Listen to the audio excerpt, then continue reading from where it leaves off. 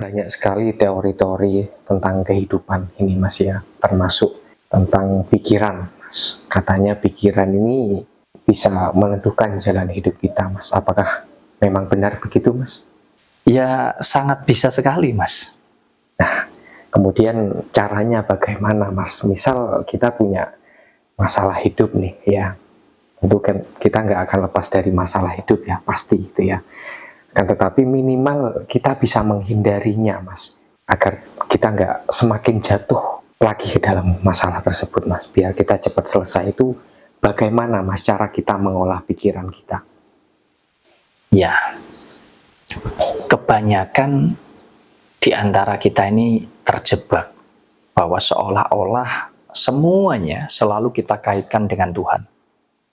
Bahwa seolah-olah apa yang terjadi di dalam hidup kita, tentang hal yang baik, bahkan tentang hal yang buruk di dalam hidup kita, itu selalu kita, istilahnya kita itu selalu larinya ke Tuhan begitu. Ya. Seolah-olah yang baik itu berarti rezeki dari Tuhan, Ya. dan yang nggak baik berarti itu ujian dari Tuhan. Betul.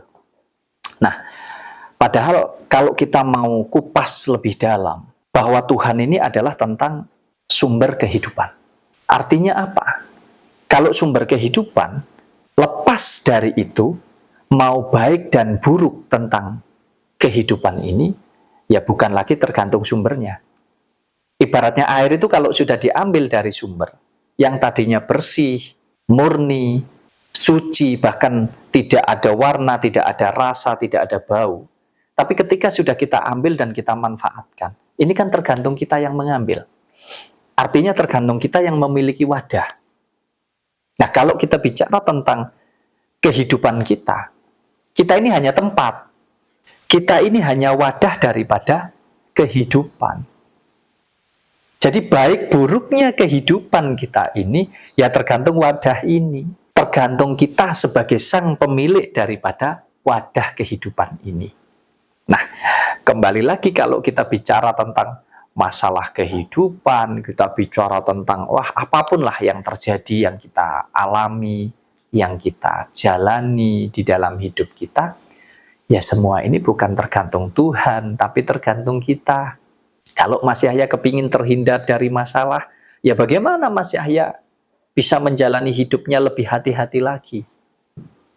Kalau Mas Yahya ingin menyelesaikan masalah, ya bagaimana Mas Yahya mampu menyelesaikan masalah itu dengan benar, dengan baik. Semua tergantung Mas Yahya sendiri.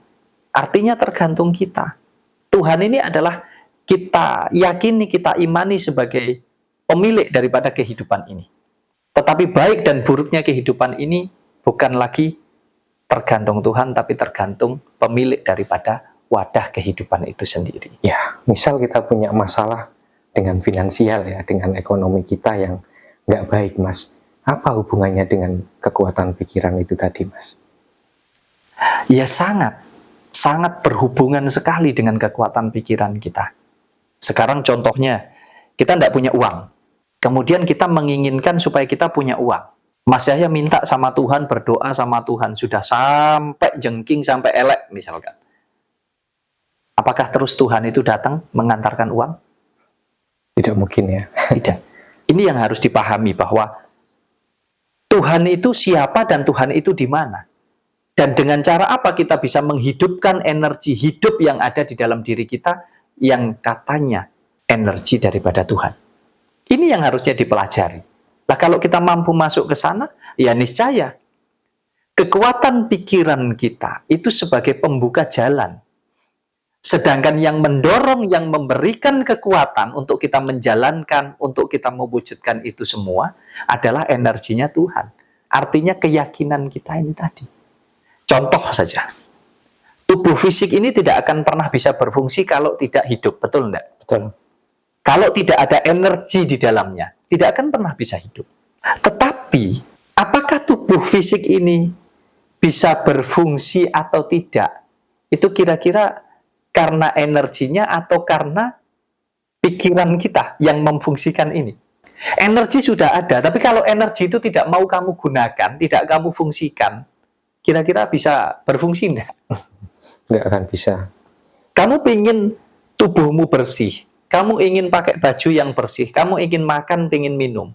Kalau kamu tidak menggunakan pikiran kamu atas dasar energi ini tadi, sehingga kamu mempunyai kemampuan, kekuatan, keyakinan untuk kamu menjalankan dan mewujudkan itu semua. Bisa enggak itu terwujud? Nggak bisa. Enggak bisa. Termasuk kamu ingin punya uang itu tadi. Atas dasar energi yang ada di dalam diri kita, kita memiliki kekuatan, kita yakin, dan itu kita dorong. Lalu kita keluarkan melalui pikiran kita, dan kita akan mewujudkannya. Betul enggak? Betul. Nah, ini yang kadang kita tidak mau mempelajari itu, sehingga seolah-olah semuanya dikaitkan dengan Tuhan. Padahal kekuatan yang sesungguhnya ya ada di pikiran kita. Tapi energinya yang memberikan kekuatan itu, energinya berasal dari Tuhan. Itu keyakinan dan keimanan kita. Betul enggak? Jadi yakin tok, iman tok, tapi kita nggak mengerjakan apa yang ada di pikiran kita yang seharusnya memang kita kerjakan, nggak akan ketemu. Mas Yahya ingin punya rumah, terlepas mau membangun sendiri atau Mas Yahya harus membeli. Seyakin apapun Mas Yahya, tapi kalau pikirannya ini tidak bekerja untuk mewujudkan itu, bisa enggak kira-kira rumah itu tiba-tiba muncul sendiri? Nggak bisa. Tidak bisa. Nah, disinilah saya mau katakan bahwa hidup kita itu adalah hasil karya daripada pikiran kita. Masalah-masalah yang timbul, segala sesuatu yang baik, yang buruk, yang enak, yang tidak enak, itu semua berawal dari pikiran kita. Tinggal bagaimana nanti kita mampu menyelaraskan. Untuk itu kita lakukan atau tidak. Dengan kekuatan penuh atau tidak, tergantung pikiran dan tergantung energi yang ada di dalam diri kita ini. Nah, cara mengendalikan, cara untuk kita bisa menerapkan itu di dalam hidup kita, supaya kita bisa terhindar dari masalah-masalah yang mungkin jauh lebih besar.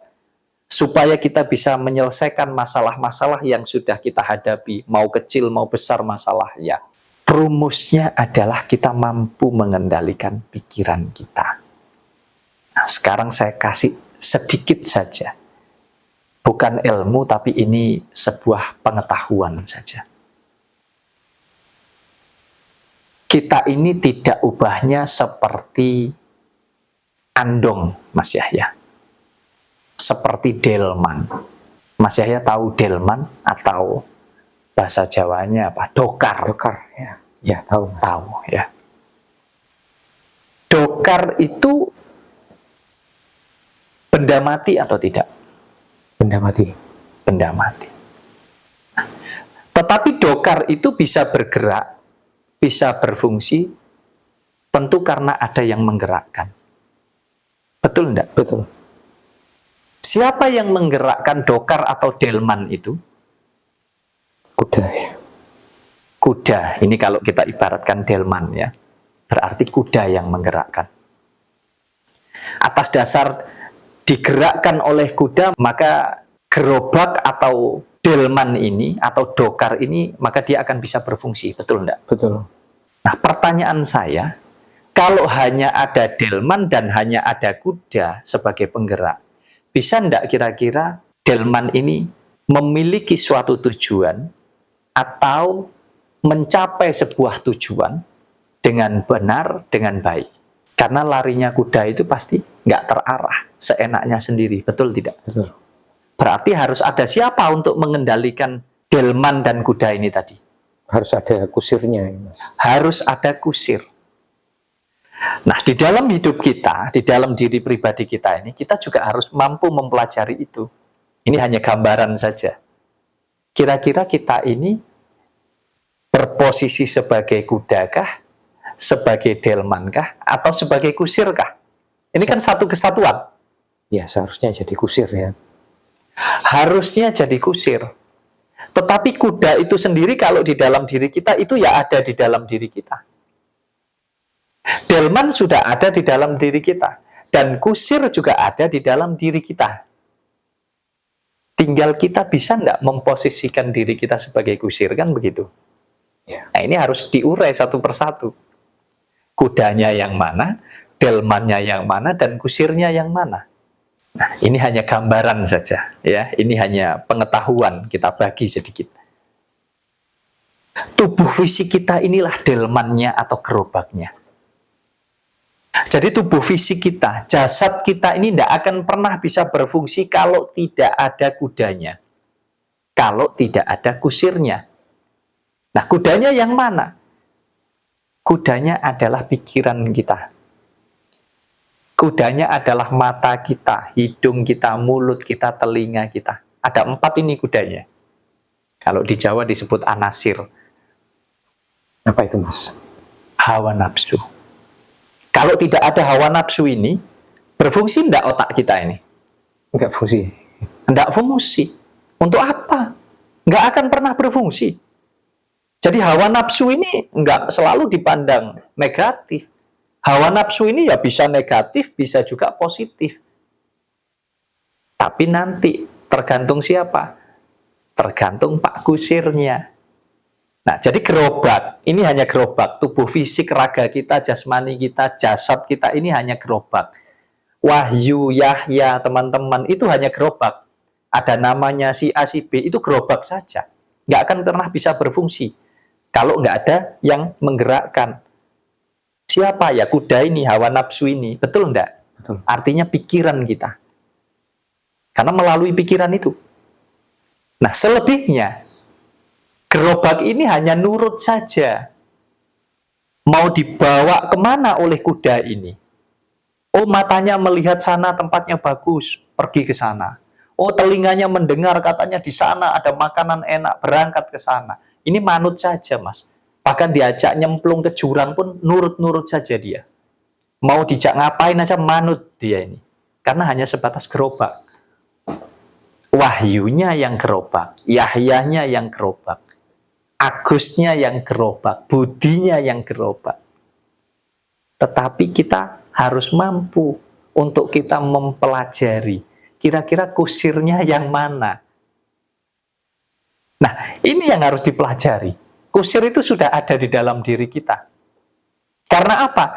Sehebat-hebatnya kuda, sebagus-bagusnya delmannya, kalau tidak ada kusir yang mengendalikan, bisa tidak kira-kira kuda itu akan mengarah atau mencapai tujuan yang diinginkan dengan baik, dengan selamat? Tidak akan bisa. Nah, kalau kita paham posisi itu, kita akan mampu. Kalau katanya posisi kita ini harus kusir. Ya, yang mana? Itu yang harus dicari. Supaya kita bisa mengendalikan. Karena hidup yang benar itu, kita yang mengendalikan pikiran, atau kita justru yang dikendalikan oleh pikiran. Nah, kalau kita yang dikendalikan oleh pikiran, berarti ibaratnya delman yang dikendalikan oleh kuda. Ini kan salah. Ya. Betul enggak? Kusirnya diam saja ya. Kusirnya diam saja, nggak berfungsi, karena nggak tahu. Tapi kalau kita mampu mengendalikan kudanya, ya niscaya akan sesuai dengan harapannya Pak Kusir. Mau dibawa kemana, kita arahkan kemana, tergantung kusirnya. Nah, yang benar di dalam hidup itu. Kita yang harus mampu mengendalikan pikiran kita. Nah, Pak Kusirnya, coba kita pelajari sendiri itu. Yang mana Pak Kusir yang sesungguhnya? Kalau kita mampu, dan kita mau belajar ke sana, tidak ada yang sulit, tidak ada yang tidak bisa. Semua tergantung kita. Mau baik, mau buruk, punya masalah atau tidak, bisa menyelesaikan masalah atau tidak. Secara sederhana saya ringkas itu tadi. Semua tergantung daripada apa yang ada di pikiran kita. Tapi jangan salah. Mampukah kita mengendalikan pikiran kita? Nah, dengan cara apa? Bagaimana caranya? Itu yang harusnya kita pelajari. Kalau kita bicara Tuhan, jangan hanya asal seolah-olah kita menggambarkan Tuhan itu sebagai wujud, sebagai sosok yang kuat, yang bisa melakukan apapun. Seolah-olah sesempit itu cara berpikir kita. Sehingga apapun yang terjadi di dalam hidup kita, selalu kita hubungkan, kita kaitkan dengan Tuhan. Padahal Tuhan hanya tentang energi kehidupan atau sumber daripada hidup itu sendiri. Ya, jadi semua tergantung pengendalian kita sendiri ya, Mas, sebagai kusir. Bukan kita berpikiran kita lebih kuat dari Tuhan, bukan begitu ya, Mas? Berbeda konsep. Ya. Jadi kita ini wadah daripada sumber kehidupan yang kita yakini berasal dari Tuhan. Nah, sayangnya kita banyak terjebak bahwa seolah-olah Tuhan itu adalah sebuah wujud, sebuah sosok yang bertempat di suatu tempat, begitulah kurang lebihnya. Kita tidak menyadari, kita tidak mau mempelajari bahwa sesungguhnya Tuhan itu ada di dalam diri kita. Karena sumber kehidupan sudah ada di kita. Jadi tinggal bagaimana kita menjalankan itu semua. Saya rasa semua yang kita jalani di dalam hidup ini tentang hal apapun, semua berawal dari sana. Berasal dari keinginan kuda itu, ya, atau berasal dari pikiran itu, dan tinggal bagaimana kita mampu mengendalikan pikiran kita itu sendiri. Nah, kalau dicontohkan ya Mas ya, kalau Mas Yahya menginginkan segala sesuatu hal di dalam hidupnya, ya kita teman-teman semuanya, belajarlah untuk mengosongkan buku kita. Ini kalau ibaratnya kita punya buku, kalau buku kita ini penuh dengan tulisan, penuh dengan coretan, sulit nggak untuk kita menulis dan sulit nggak untuk kita membaca? Pasti sulit. Pasti sulit. Udah banyak coretan, tulisannya udah penuh sekali di buku itu. Maka yang benar adalah kita harus membersihkan, kita harus mengosongkan buku kita. Kalau buku kita sudah bersih, sudah kosong, apapun tulisan kita, pasti kita sudah menulisnya itu mudah, membacanya pun akan jauh lebih mudah. Demikian juga dengan pikiran kita. Kalau kita mampu mengosongkan, mampu membersihkan pikiran kita, niscaya apapun yang kita inginkan, apapun yang kita ukir, apapun yang kita gambarkan, itu akan mudah sekali untuk kita wujudkan. Nah, tinggal kita mampu ndak masuk ke sana. Mau ndak kita mempelajari itu semua. Karena kebanyakan kalau sudah banyak masalah, rumit, apalagi ndak punya uang, banyak hutang, ini semakin semerawut. Ibaratnya buku ya banyak coretannya. Jadi semakin susah. Karena kita nggak menemukan halaman yang kosong, yang bersih. Kalau kosong bersih, mau gambar apapun, nulis apapun, itu enak sekali dan kita membacanya pun mudah. Nah, itulah yang harus kita terapkan di dalam hidup kita, supaya apapun yang kita inginkan bisa terwujud, bisa terjadi. Bukan berarti kita tidak bisa gagal. Bukan berarti kita tidak bisa mengalami suatu masalah. Semua bisa. Tinggal kita mau mengambil pelajarannya dari sisi mana, dan kita mampu tidak untuk mengambil hikmahnya, untuk kita wujudkan apa yang kita inginkan yang masih belum terwujud itu tadi.